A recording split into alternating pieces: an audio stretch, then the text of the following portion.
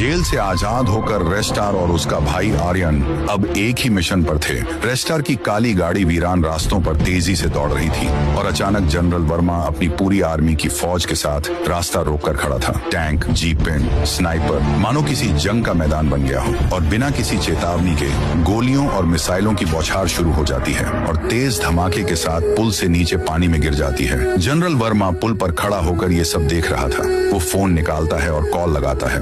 Mission complete. रेस्टार और आर्यन दोनों मारे जा चुके हैं। एक अंधेरे कमरे में वहाँ खड़ा है एक शख्स, शैडो किंग, जो आर्यन का कभी साथी हुआ करता था। वो फोन पर जनरल की बातें सुनते ही उल्टा खड़ा होकर अपनी टीम से कहता है, अब मेरा राज होगा, कोई रेस्टार नहीं, कोई आर्यन नहीं, अब ये सिटी सिर्फ मेरी होगी। कुछ देर बाद एक समृद्ध तट के किनारे लहरों में बहता हुआ रेस्टार बेहोशी की हालत में पड़ा था। धीरे धीरे उसकी आंखें खुलती हैं। वह चारों तरफ देखता है। भाई, भाई कहाँ है तू?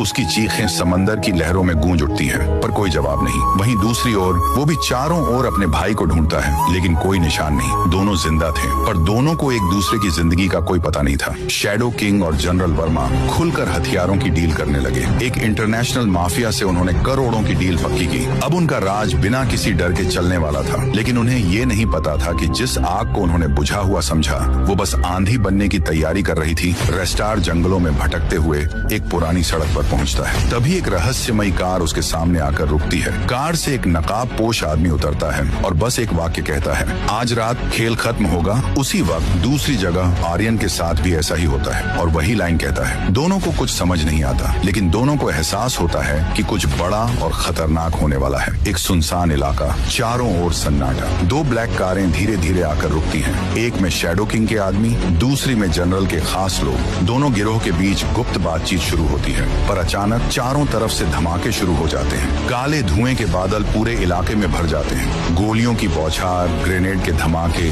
सब कुछ एक ही पल में अराजकता में बदल जाता है। दूर एक पहाड़ी पर खड़ा रेस्टार ये सब देखता है। उसकी आंखें गुस्से से लाल। तुम सोचते हो ये खेल तुम्हारा है, अब खेल मेरे नियमों पर होगा। दोनों भाइयों के दिल में अब सिर्फ एक बात थी, अब कोई दया नहीं।